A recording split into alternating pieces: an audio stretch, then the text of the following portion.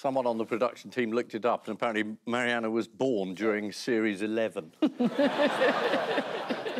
her mum still kept watching. How many people do you reckon have been conceived watching you two over the years?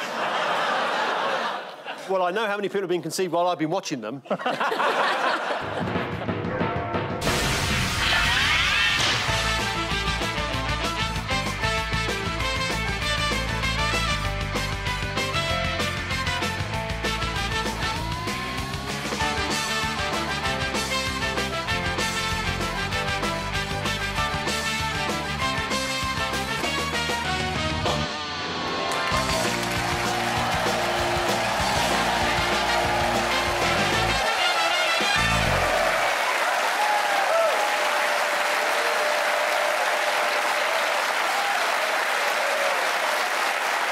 Good evening. Welcome to Have I Got News for You? I'm Clive Myrie. In the news this week, following an appearance at a right-wing conference in the US, Liz Truss is awoken bright and early after a night on the sparkling wine.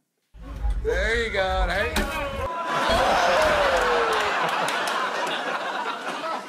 On runway 2 at Heathrow, as immigration officers close in, a cunning stowaway tries to make a break for it.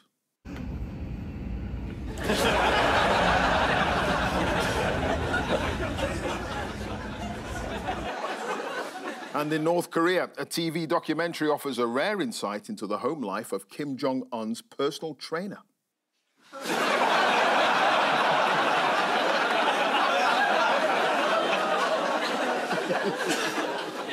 On Ian's team tonight is the BBC's first ever disinformation specialist and the target of over 80% of the BBC's online abuse. Let's see how that stacks up after I'm done tonight. Please welcome Marianna Spring.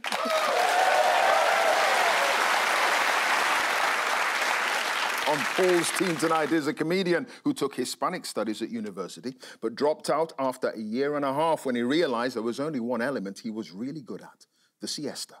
Please welcome John Richardson.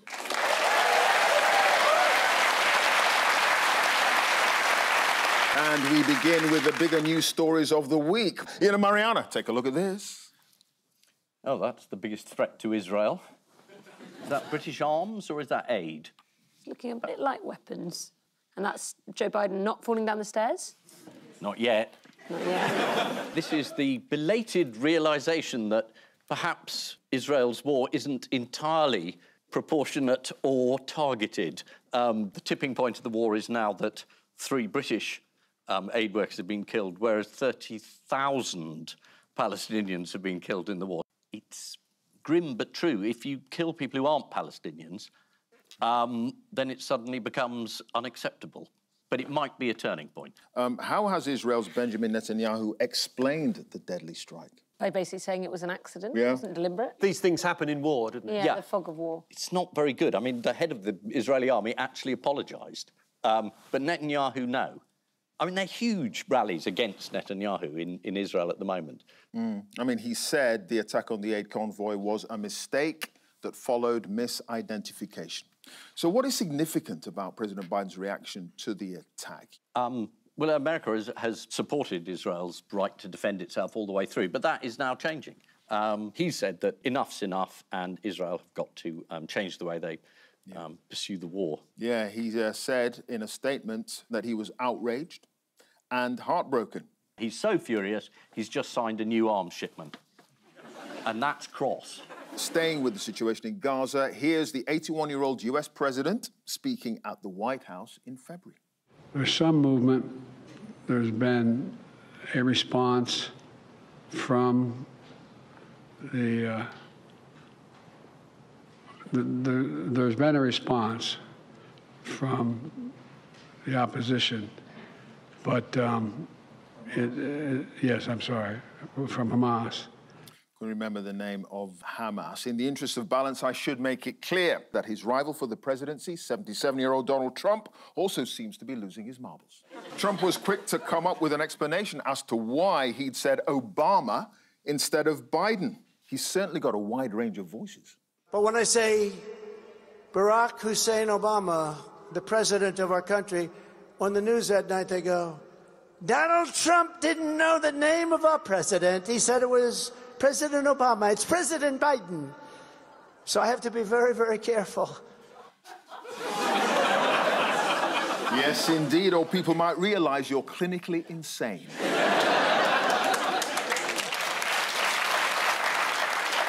What's Donald Trump been faking? These pictures with black voters, they're AI generated. They actually were made by supporters, not seemingly by his campaign or him or anyone else. But there have been quite a few of them, which I've been looking into. Yeah, this was your investigation. It was. And there are a few clues that they don't look that real. I don't know if you've got any of them. There is one. There's one where the two black guys stand outside a house, and the guy that's apparently campaigning for Trump has got 3 arms. Actually, Paul, we're going to show that picture. Here it is. That is pretty sloppy. I mean, that is one of the sloppier ones. Some of them are a bit more convincing. If you saw it in passing, you might not notice that other hand. You might not notice. The house is on the left, so the guy on the right must have approached, but the guy...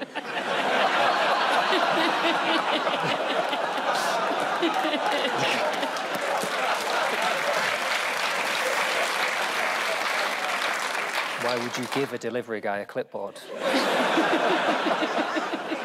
Why would you wear a hat in your own house? There's lots of 2 fingers and 6 fingers and all that kind of stuff. Yes. Well, you're suggesting a lot of his supporters are inbred. I think as well, I mean, some of it is satire. Like, some of it is stuff that people generated. There's this page that generated sort of historical images of Trump with, like, Martin Luther King and other people. And it's some of those pictures that people are resharing, saying, great, look at all this support. You're like, this is obviously a joke. But people are looking at it. It's getting loads of views and likes. Yeah. Have a look at this fake image. There he is. Radio host Mark Kay, who created the photo, said, I'm a storyteller. I'm not taking pictures of what's really happening.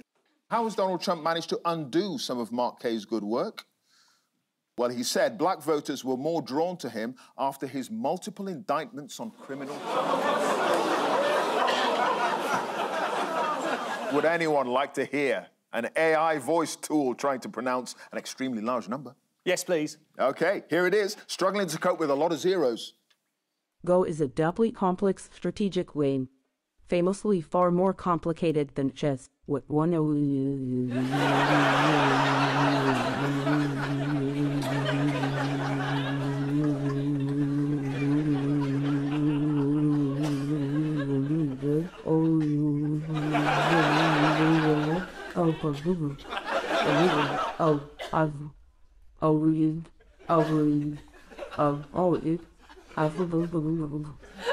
They're going to rule the world, those things.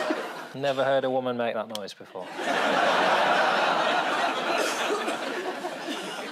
Yes, as many as 70% of Americans have said that they don't want a Biden-Trump rematch, the oldest people to run for the presidency in US history. So why are we here with 2 old-timers once again battling it out?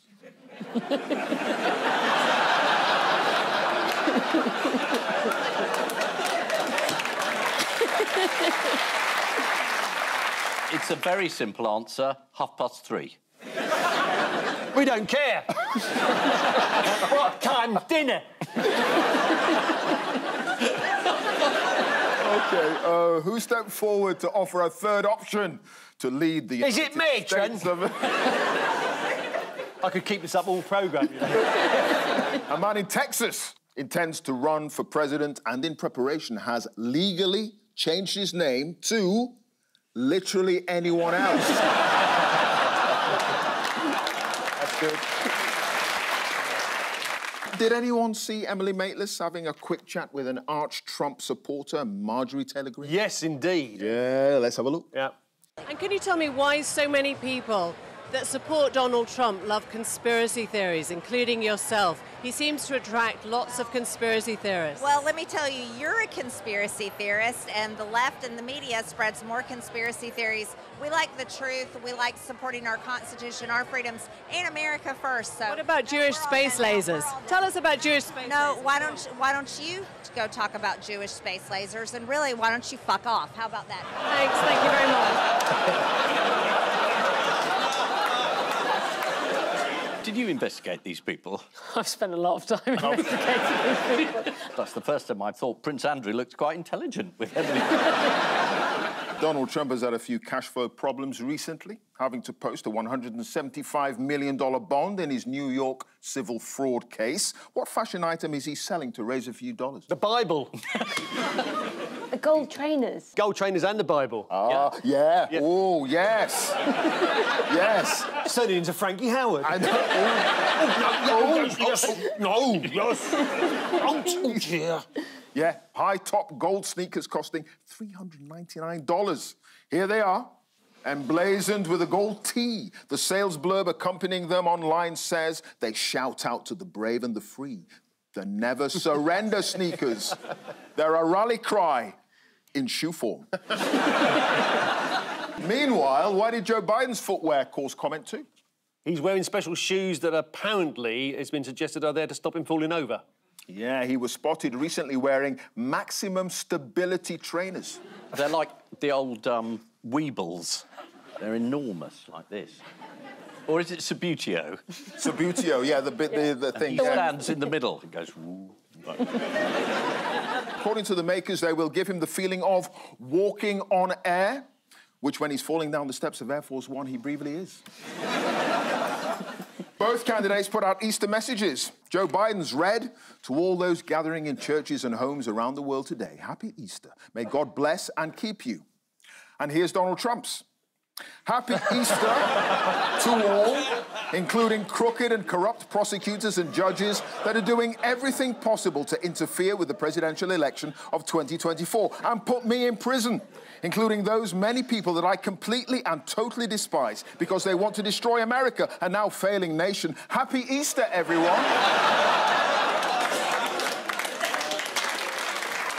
I sometimes wonder whether on Truth Social he can only write in capitals. It's almost like it's a setting.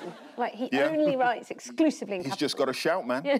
He's just got to shout. Yeah, it's just his style now, though. It's like he always types in capitals, so now maybe you just read it like he's not shouting. Like he's not shouting, right. But normal people use caps as well, don't they, when they want to emphasise At the beginning of words, Clive. I think he will write in capitals because he can't do joined-up letters yet. So, I don't know what it is. As it's the first of a new series, guess what I've got for you? Have we got custom-made Bibles?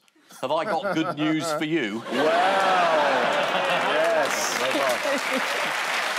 Yes. Actually, it's a bonus odd one out. Bonus odd one out? Your four are Rishi Sunak, Humza Yousaf, Vaughn Gething, and Vladimir Putin. Putin is the only one who's won an election.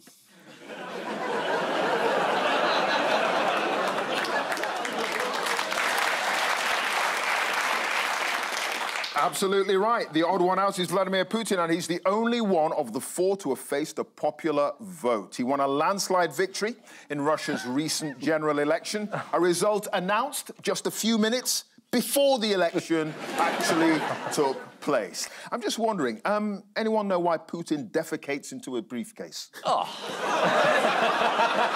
I just want to throw that one out there. I don't know. Why does Putin defecate into a briefcase? Has this happened to you personally? Yeah.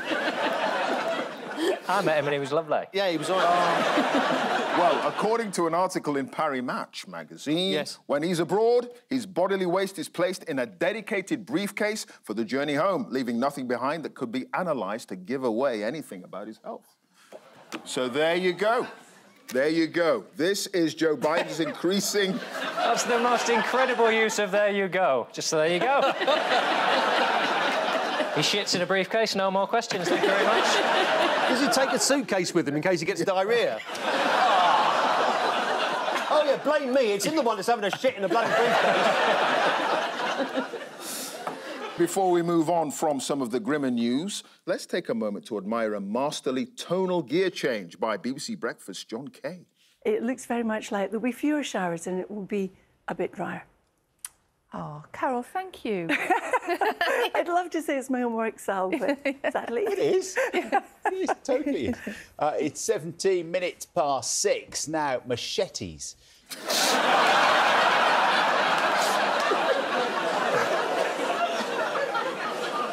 Paul and John, have a look at this. Good to have a trade to fall back on. Early pilot for Deal or No Deal. Yes, this is about the election, which will be sometime this year, and the latest polls are suggesting that the Conservatives are going to lose quite badly, and up to 11 cabinet ministers may lose their seats. 100% correct. Yeah. This is the recent disastrous polling for Rishi Sunak that suggests the Conservatives could be reduced to fewer than 100 seats at the next general election. Spot on. Not that many. I'm hoping for none.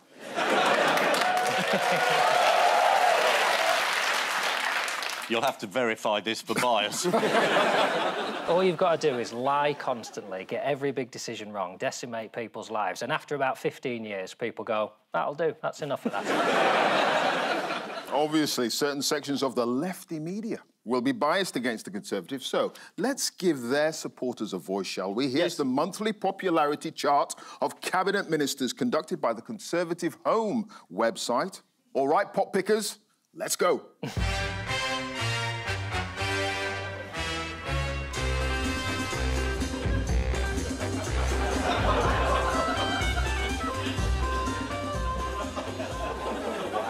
I don't know who Michael Tomlinson is, but 39.5 people seem to dislike him. No, I mean, this is all those lefties in the Conservative Party who don't like their own MPs. And the most unpopular of all, well, the one is the Prime Minister. Despite all he's done.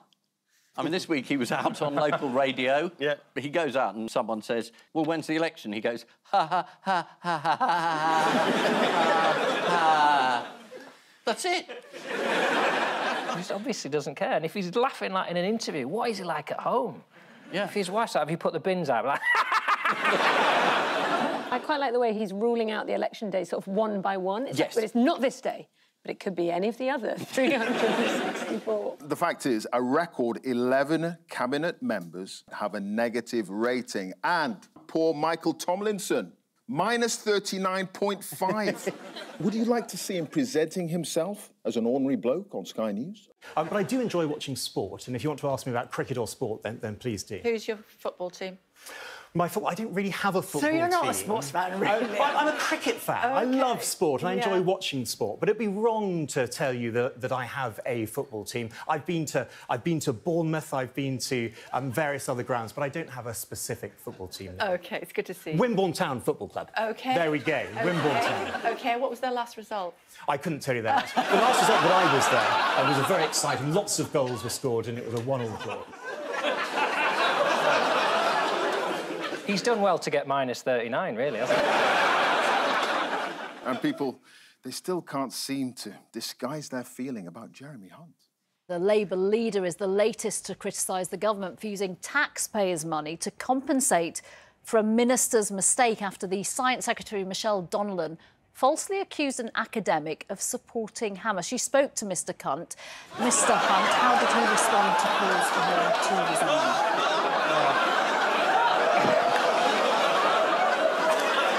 Have you frozen it just at the point when she realises what she said?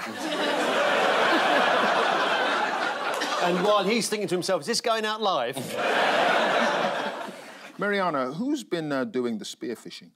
Fishing with a PH rather than an F, I believe. And I think it's a lot of MPs who've been getting explicit photos sent to them, which are sort of like a fishing trap to try and get them to reply and then maybe get pictures of them or get them to send photos back.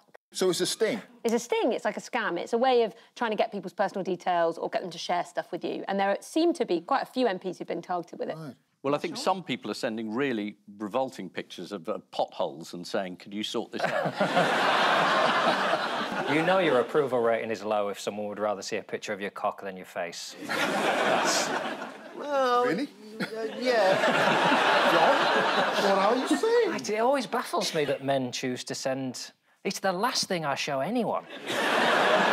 But you do show it. But it's the last thing. Yeah, It makes an appearance eventually. Yeah. Gentlemen. These are the curtains in my back bedroom. And now, Stone Show. Moving swiftly on. Yes. What about the exciting new Reform Party? How many seats are they predicted to gain at the next election? Well, they're about just on polling the same amount as the Tories. Is that right? No, none. None? According to the poll. poll. Thank goodness for the electoral system. Yes. According to the poll, they're expected to finish second in 7 seats. Wow. As the Lib Dems look on enviously. And this is despite Reform's newest recruit, Lee Anderson. Oh. He's great, isn't he? I'm sure he's a glove puppet. There can't be a human being like that. I mean, he just comes out with the most ridiculous load of nonsense. He's usually referred to as Leanderthal. Did you see the interesting way Sophie Ridge introduced him? Also tonight, one of the Conservative Party's most prominent MPs from the 2019 intake, Lee Anderson, defects to Reform UK as one of the last pricks in the so-called Tory Red Wall was crumbled away.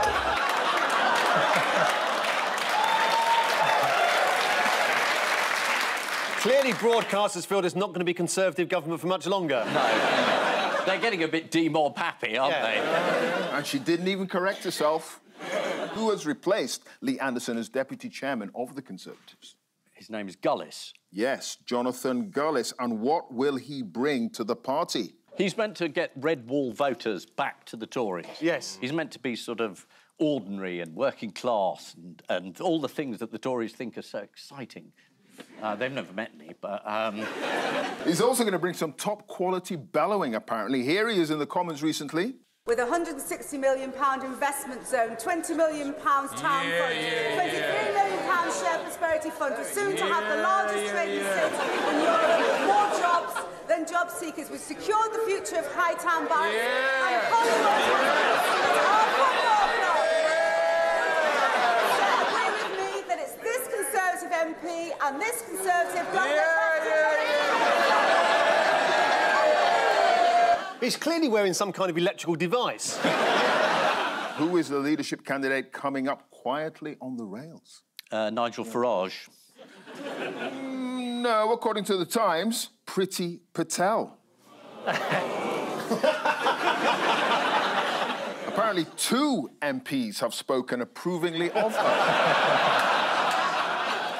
And that was looking in the mirror. Yes. And who's secretly behind Priti Patel?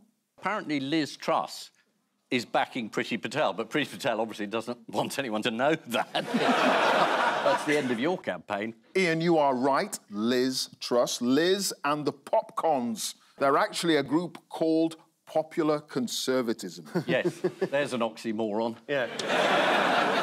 What's their master plan? They're trying a few last-minute ideas, criminalising the homeless, which is going to apply to a lot of them quite soon. What they want to do is install a Liz Truss-style leader. Who isn't Liz Truss? One insider told The Telegraph for the party to change the leader now would be insane. So they'll do it. What's wrong with Liz Truss? I don't think we've got long enough, Clive. The lamb is saying, please put me down. Was it because when she's standing so close to the church, the ground can no longer be considered consecrated? Well, the rebels, they're planning a timetable of booby traps and obstacles for Rishi Sunak over the next few months. And what are they calling it? The public. They're calling it a grid of shit. What's the latest policy they're proposing to appease the extreme end of the party, do you think? Is this criminalising the homeless? Ah, the criminalising of the homeless. The government minister, Gillian Keegan, tried to clarify the policy, telling Sky News people shouldn't be arrested just if they smell. But, of course, we'll be considering any legislation. Well, who has been giving the Conservatives some bad news? The eccentric boffin and election egghead, Professor Sir John Curtis. He's declared that there's a 99% chance of a Labour government at the next election. Wow. Who are some of the rising stars of the Labour Party? Angela Rayner. But, what about the council tax?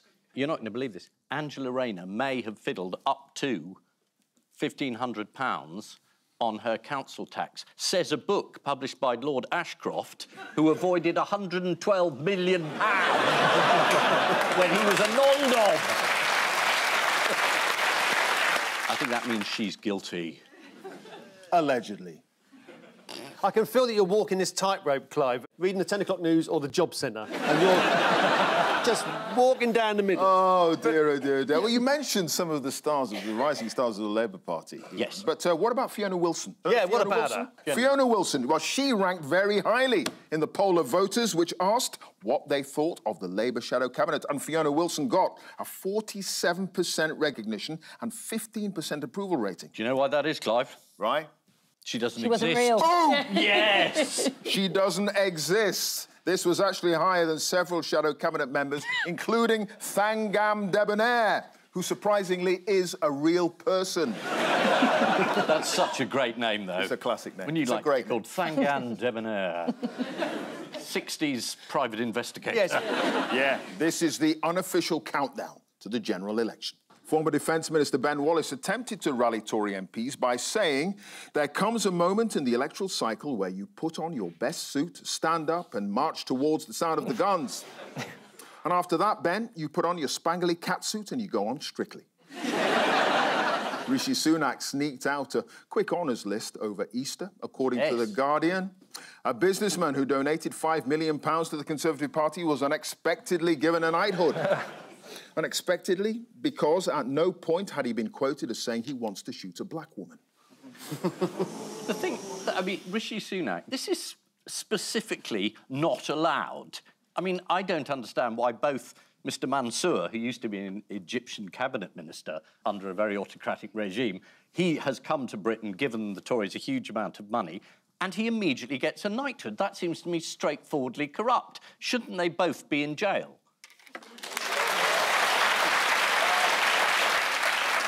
I asked that as a question. I have no idea what the answer is.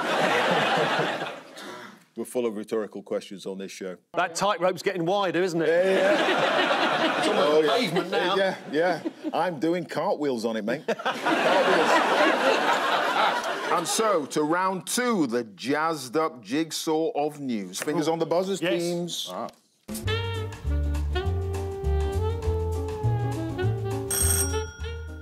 This is this statue of Prince Philip that was outside Cambridge University. I think it's called the Don or something like that. And everyone was very upset about it because they thought it was very ugly and they didn't like it. And it's now being taken down. What do you think of it? It looks like one of the Dementors. It cost £150,000. And it's meant to be Prince Philip in his role as Chancellor of Cambridge University, pictured with his cap and gown, and according to The Times, a sunken face like a meringue that didn't rise. Who's taking issue with the statue? Everybody, I would have thought. In 2014, it was refused planning permission from Cambridge City Council, who called it possibly the poorest quality work that has ever been submitted to the council. So how does the artist behind the statue feel about people criticising his work? Hasn't he come out and kind of said the person they thought made it was like, it actually had nothing to do with me? Yeah. Uruguayan sculptor Pablo Achugari is distraught that he's ever been associated with it, claiming, I am not the sculptor. So what's going to happen to it now? I'll have it. You'll have it? Yeah. You'd get 50 grand for it, wouldn't you, just selling it on? Someone will have that tat, won't they? The property development firm who commissioned it, they say they would put it somewhere else where it will be appreciated, i.e. the tip. OK, what I want to know is... Yes. Who would you nominate to have a new statue commissioned of? It's a big question, isn't it? It's a big question. I'd like a statue of Liz Truss made out of lettuce. I would like a statue of a lettuce made out of Liz Truss.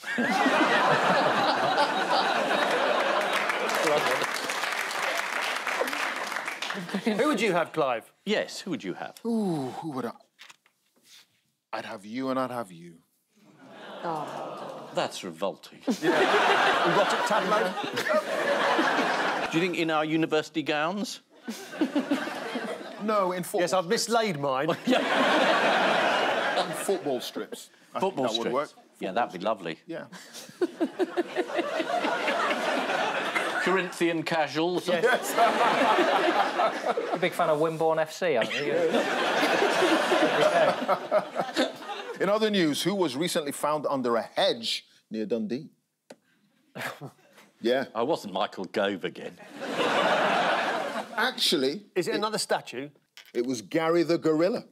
Ian and Paul, you might remember the uproar when the 8-foot statue of Gary was stolen from Lanarkshire last year. That's right. That's it, yeah. There he is. It was found under a hedge. How big is this hedge? Yeah, after a nationwide appeal and 12 months of mourning, Gary was found last week, lurking in the bushes at the back of a lay-by on the A92. Lurking? Here he is being led home. Wasn't there like another version of? Yes. Wasn't there a second? They said we found him, and somebody said, "Oh no, that's not the same one." That's not Gary. That's a different 8-foot polystyrene gorilla. No bid for this one? I don't want that one, no. I'm slightly concerned for Scottish police, though, if it's taken them a year to find that. Yeah. It's not going in the back of that van either, is it, mate? No.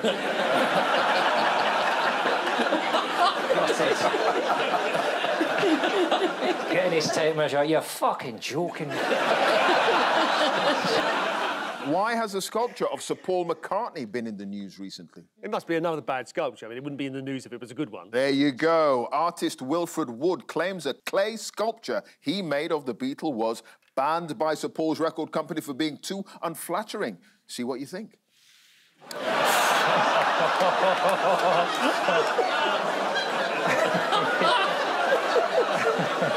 Paul, this gives us a perfect excuse to bring up one of Wilfred's earlier works.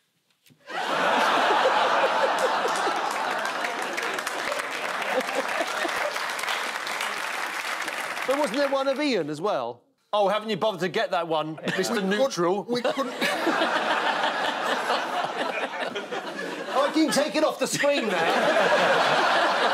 Well, we haven't got Ian, but we've got Chris Whitty.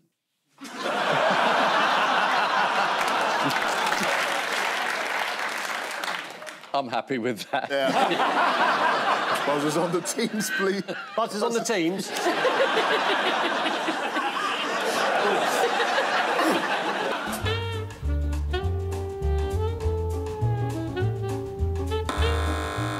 Ah, yes, they've found some water in a load of shit. It's the dreadful case about how the state of our rivers and the seas are being heavily polluted by these water authorities. And the boat race last week, Cambridge versus Oxford, the same two teams reaching the final. There was... Yeah, I think it was the Cambridge team who got very ill, and they blamed it on sort of E. coli. The water's so dirty you can't even dip your cocks in it anymore. Yeah. What has recently been discovered in a harbour near Portsmouth? It's not all the money stolen by the water companies over the years, is it? You say stolen? Well, the water companies, since they were privatised, have basically just run up debt. They haven't built anything new, they haven't invested in anything, they've literally borrowed money in order to give it to their shareholders and to their investors. And again, I think this is theft. They are blaming the fact that the rivers are becoming polluted through too much water. It's raining too much, yeah. Which normally as a water authority would be good news. Yes. Because then you could fill up your reservoir. But literally in the middle of last week, a number of them announced hosepipe bans were going to come in later this year. I mean, the river's not the only thing full of shit. Yeah. Maybe Vladimir Putin is doing his work to try and reduce the amount of effluent in rivers by taking it home with him. With it. In a very soggy briefcase. Absolutely, good on him. Yes. I incinerate myself, don't worry. What was discovered near Portsmouth? Well, the marine biologist, Professor Alex Ford. Now, he and his team discovered that every single marine species living in the contaminated water was full of a variety of drugs, including cocaine. Now, here he is talking to Good Morning Britain about the discovery. Yeah, so, Alex, they're just asking about the cocaine that you've found. I mean, you're sampling these marine species and you're finding that what's in the sewage water ends up in those species. Yeah, exactly. The drugs affect this wildlife in the same way that they do us. So if you give a fish a contraceptive pill, it starts to feminise. If you give crabs antidepressants, it changes their behaviour because those drugs were designed to change behaviour. So if you give them illegal drugs as well, it has very much the same effect it has on them that it would do on people as well. Haddock are up all night. Planning to form production companies. All this explains why the local branch of ITSU recently received a visit from a new quality control inspector. So which would you rather meet? A fish on drugs or a crab on antidepressants? Or Michael Gove. Quite like the idea of a crab on antidepressants. Yeah. I finally realised I could have been walking forward all this time. Yeah.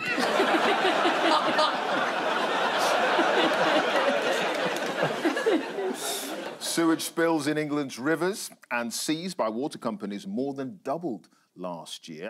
Water UK said the 3.6 million hours of spills were unacceptable, but due to heavy rain. Yes, how did the water... the same amount of spills we have in our house. We'll just get new carpet. Why would you put a coaster down or look where you're putting it? It's fine. I haven't come here to have a go. It's fine. Fill it to the brim and then run to the living room. Fine.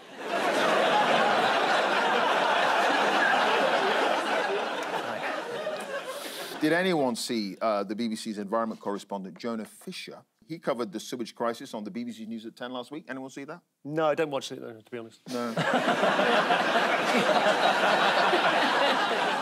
Jonah Fisher, he visited a sewage treatment works in Surrey to get closer. They're treating sewage? Let's go to the pictures. More cocaine. And I tell you what, when he went to the sewage works, he didn't mince his words. I mean, the smell here is very much poo rather than chemicals, isn't it? Yes. And the thing about Jonah is he doesn't like it when others mince their words either. We've seen, you know, solids floating past. Turds. Yeah, turds. This is the news that UK rivers are full of cocaine and sewage. So, good shit, bad shit. It was reported that in the village of Allenby in Cumbria, sewage was pumped out for 4,500 hours non-stop, a record matched only by GB News. Time now for the Missing Words round, which this week features as its guest publication, Brew Your Own, the how-to magazine for home brew beer. And we start with a big question for home brewers is... Why? The big question for home brewers is, have you considered putting too much sugar into your beer over the years, therefore increasing the alcoholic content, or perhaps you should go for a non-alcoholic alternative and you could do that in your shed rather than doing it in your living room? No, don't say that's right. That would be so strange. I think you should get something for that. Yeah, what? Because a big question for home brewers is, if you're adding priming sugar when bottling... Yes. There we are. Very nice. Will any oxygen that gets into the bottle be scavenged by residual yeast during bottle conditioning? If I just stopped after the first part of my sentence, nah, spot on. We should give it to you. Oh, we should give it to you because that was genius. Thank you so much. Another big question for homebrewers is, you do know you can just buy beer in shops.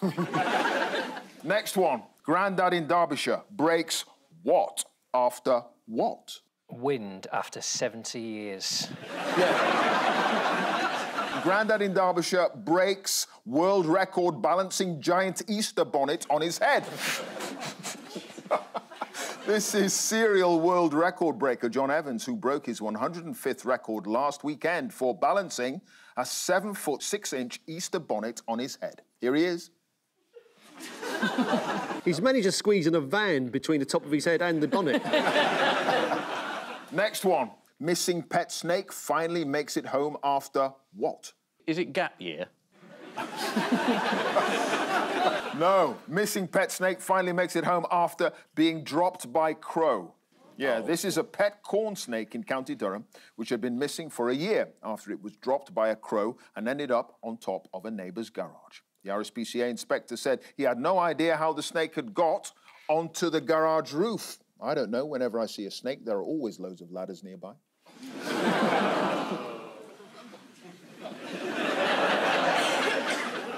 Next one. I never what before noon? Oh, I know this one. I never talk before noon, says Lulu. She's going on a farewell tour at the age of 75 and her voice is in perfect condition and she never talks before noon to protect her voice, says Lulu. Give that man 100 points! Yes. You've been answering every question Lulu for 30 years. Now it's paid off. Next, what requires planning, dedication, and an understanding spouse? Lulu. Threesomes. Planning, dedication, understanding spouse. Someone's got to make the tea. Absolutely bloody everything after the age of 40.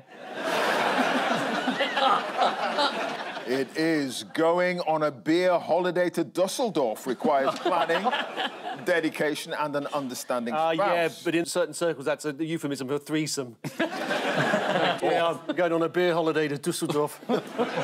Just get at me later, Hosen. And finally, Welsh woman spotted dangling upside down, 7 feet in the air, says what? Get me down carefully. Yes. There we are.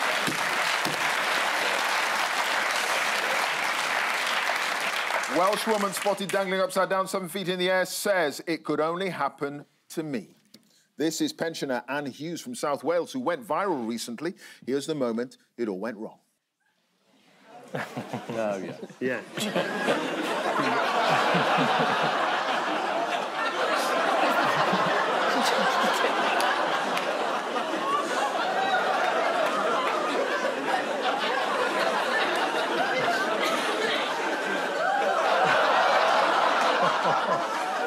Some people are shoplifters, other people are lifted by shops. And the final scores are Paul and John, 6 points. Ian and Marianna, 7 points. Only because you're on this side. But before we go, there's just time for the caption competition. Ian and Marianna have this. Is that Putin's briefcase? And Paul and John, you've got this. You don't look like your picture on. I was going to say Grinder, but I think that's the wrong one. This is the first time I've been on a beer trip to Dusseldorf.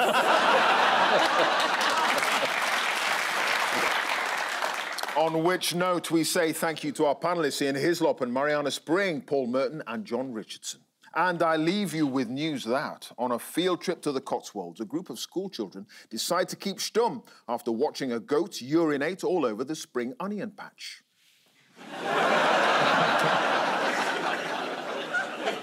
In Ashfield, an open-top bus driver desperately fights the urge to slam on the brakes. And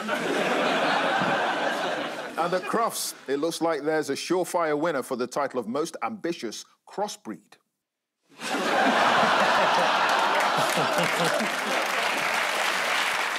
Good night.